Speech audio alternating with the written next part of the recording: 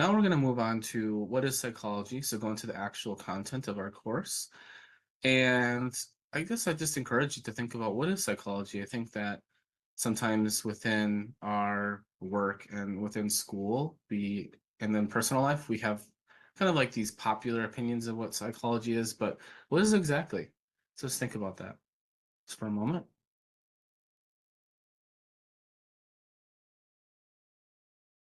So I'm wondering, based on what you thought about, if any of your experiences or examples that came to mind connect with the definition that's within our book.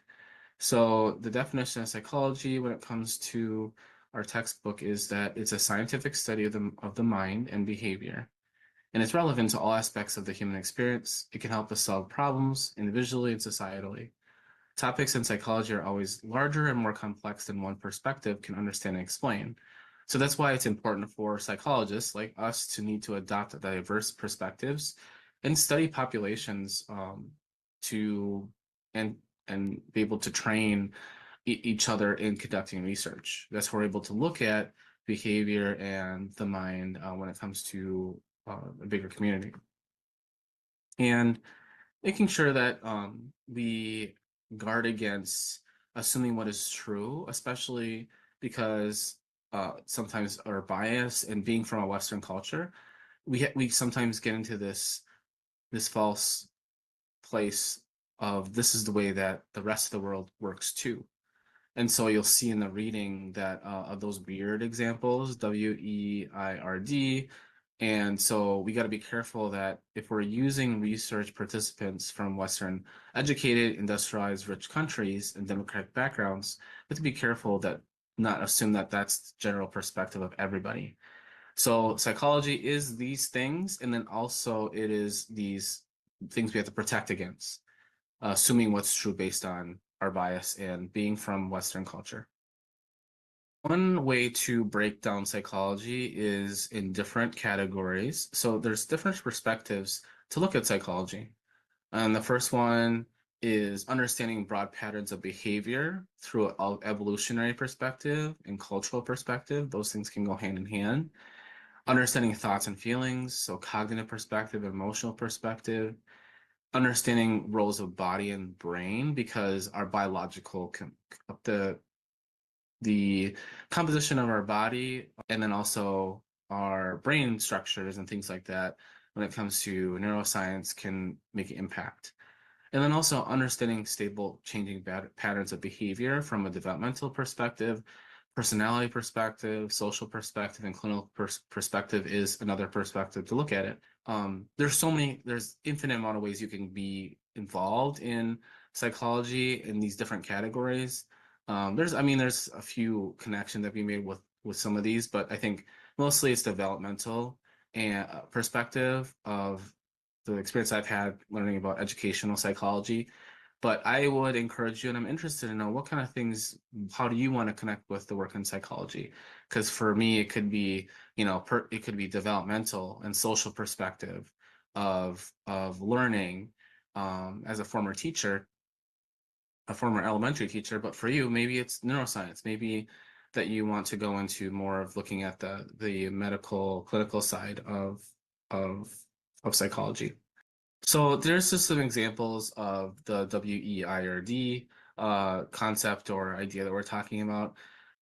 We have to look at the different ways people engage with the world, their interactions, the way they behave could be very different from Western culture.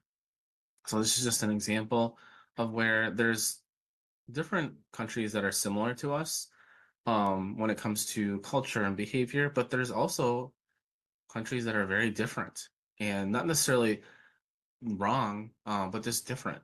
So I have to disrespect that. And then I also would should add that there this is from a based on survey responses from all around the world, and it just shows that cultural and physiological, psychological difference between the US and other countries. So we are in this class, we are cognitive psychologists. We are thinking about how we learn, how we can best learn the content. And then also we're scientists. We are studying this phenomena and we're looking at it from a scientific perspective.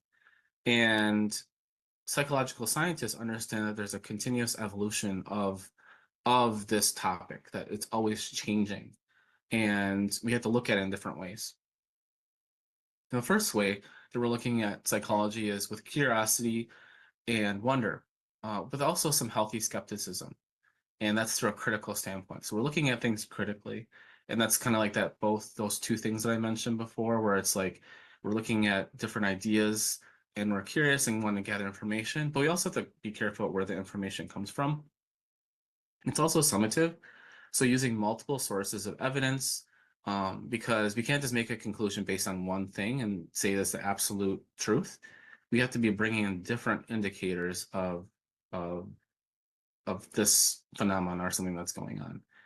And as we continue to gather information, that understanding of the phenomena grows over time. And that's how we develop new knowledge and new information. So next I want to talk about confirmation bias. And that's our tendency to pay attention to seek out, or only believe evidence that supports we already know, or we're already confident that we know. So something that you could be thinking about, it says to turn to your neighbor, but I'm not sure if you have a neighbor next to you right now. But just think about, what are some examples of how you've seen confirmation bias? Also, can you think of a situation in which you might be affected by confirmation bias in the future? If so, what would you do to try to do, what would you try to do differently to avoid that confirmation bias in that setting?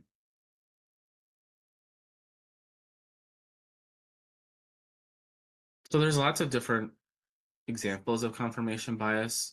I'm wondering if any of you who had seen this definition have maybe thought about social media, that sometimes within social media, where we continue to go on a road of looking up information or post information that confirms our beliefs. And the more things we see that confirm our beliefs, the more we continue to pay attention to it and only believe information from those sources as truth.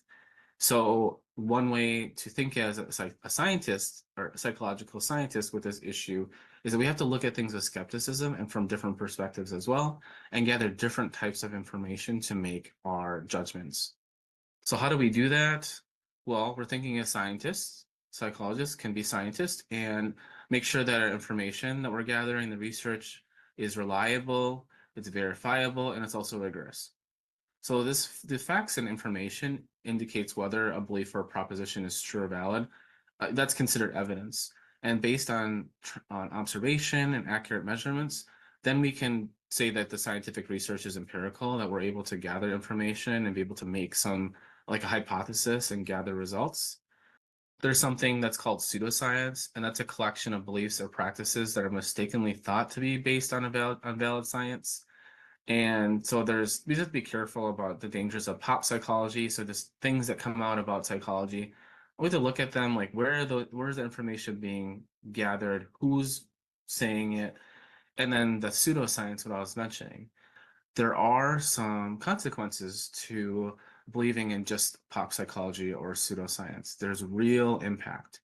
So when it comes to pseudoscience, um, there's an example of there's fraudulent reports claiming to find a link between vaccines and autism, and that has been debunked. There's research that says that that's not true at all.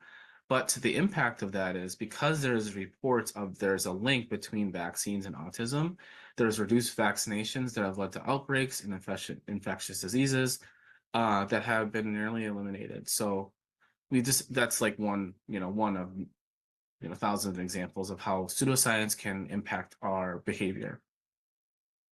And it also reiterates the importance of making sure we're being critical thinkers, and that's having purposeful, reason, and goal-directed process of exploring situations or problems. And when we're being critical thinkers, we are making sure we're considering the scientific evidence that supports the claim, making sure the topic that we're talking about is being studied empirically. And then also, am I listening to something about someone's opinion, or is this information based on the facts and accepted by unbiased experts? So now I'm going to talk about like the different perspectives of psychology, which I had mentioned before. The first one is evolutionary and cultural perspective. And evolutionary perspective seeks to identify how students' evolutionary path shapes certain cultural and um, universal beliefs that all human beings share. So, for example, a preference of fairness and ability to read emotions, and the capacity for language, and the capacity for a love in a relationship. So, these are all just things that are shape human beings, and thinking about like what does this look like in our day in lives about that we all have a preference for fairness and have a certain ability to read emotions and things like that. So um like being able to identify what things are biologically driven um and influenced by genetics or other conditions. So let's look at the cultural perspective. So considered part of evolutionary culture is something that exists within our evolutionary development over time.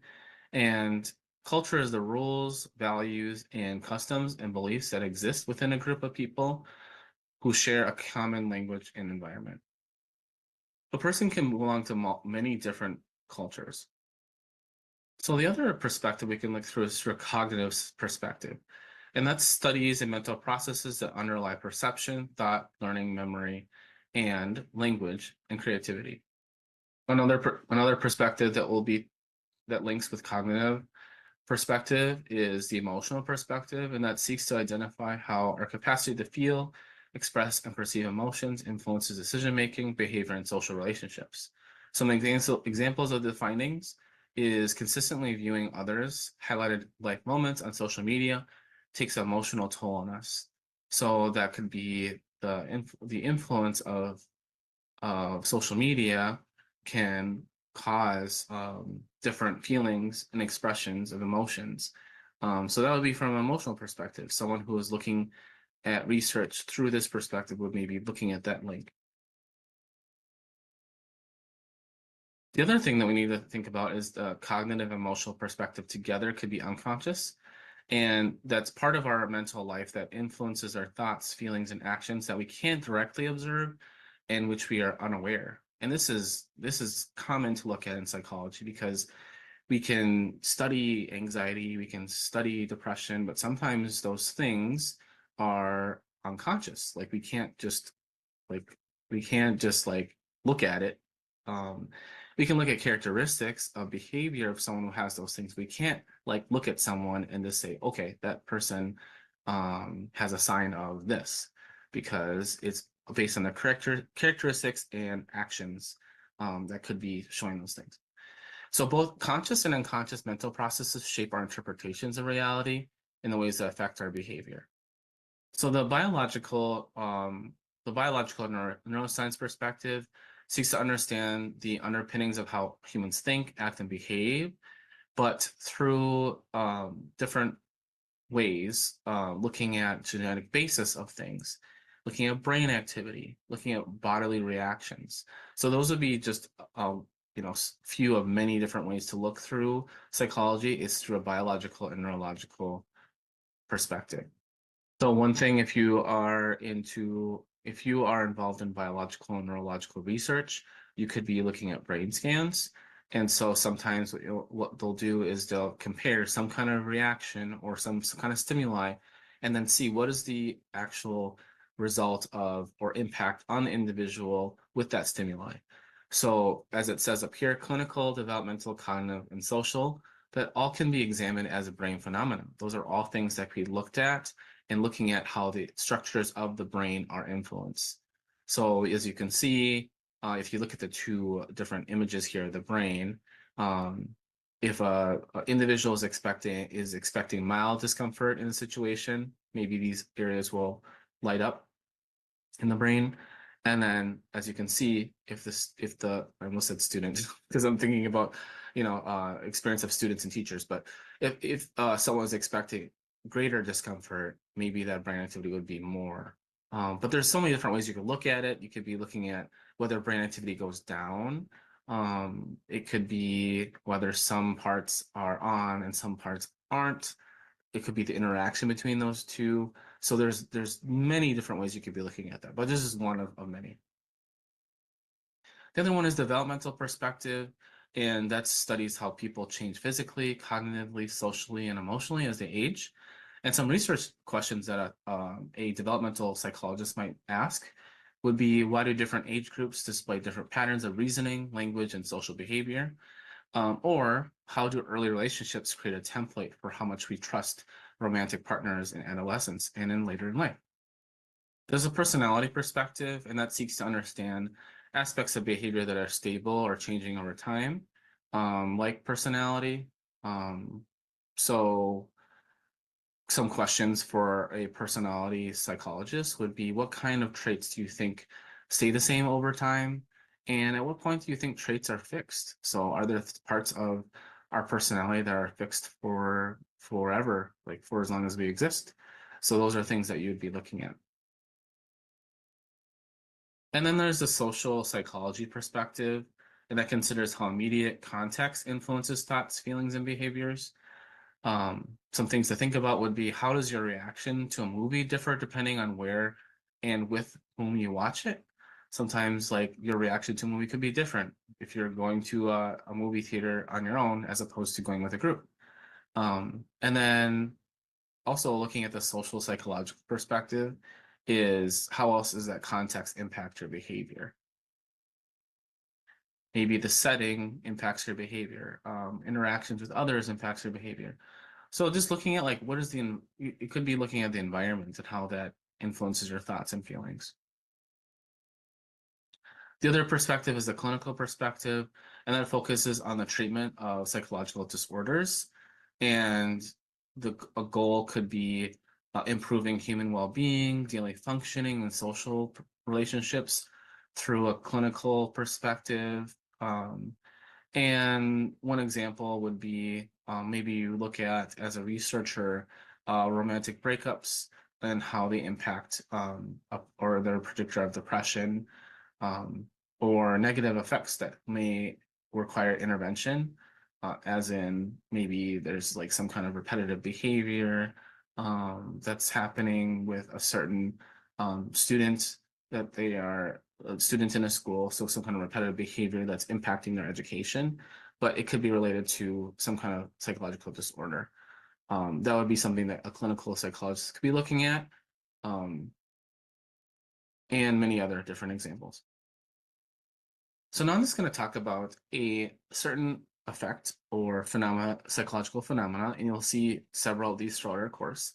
And one is called the bystander effect. And the bystander effect is a phenomenon where individuals are less likely to offer help to a victim when other people are present. So just an example, let's just do some pretending that you're walking through a busy street, and then you see a person collapse on the sidewalk.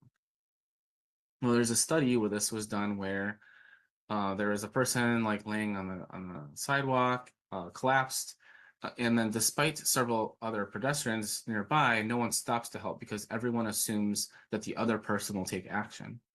And this study, and this has been replicated several times, illustrates how the presence of others may decrease the likelihood of any one person intervening. So that's the bystander effect.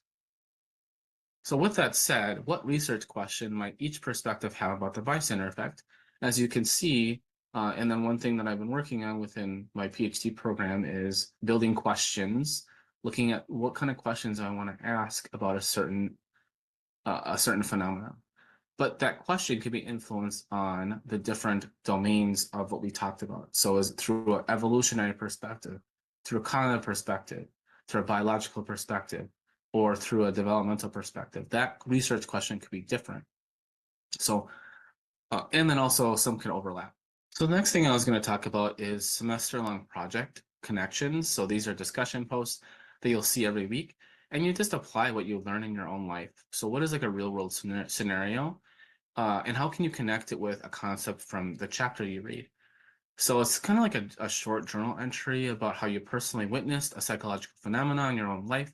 Like I mentioned, the bystander effect, that's just one of many different examples that you could pull from the readings, from the content from our course, and connect it with real life. And remember that there's different questions of how that could be formed based on the different domains. And you get to choose what perspective you want to think about to guide your writing. But just be sure to write how the situation relates or illustrates the selected psychological phenomena that's going on. And so you're going to write your post every week and just make sure your responses are between 50 and 100 words, and actually making a true connection, not just about that is interesting or something like that, but just making a true connection, like I mentioned before, authentic background experience connected with the actual content from what we're learning. Just make sure you make your post and then you reply to your peers. That will be your assignment. I appreciate you listening to this recording. Thank you very much. Thank you for watching and listening.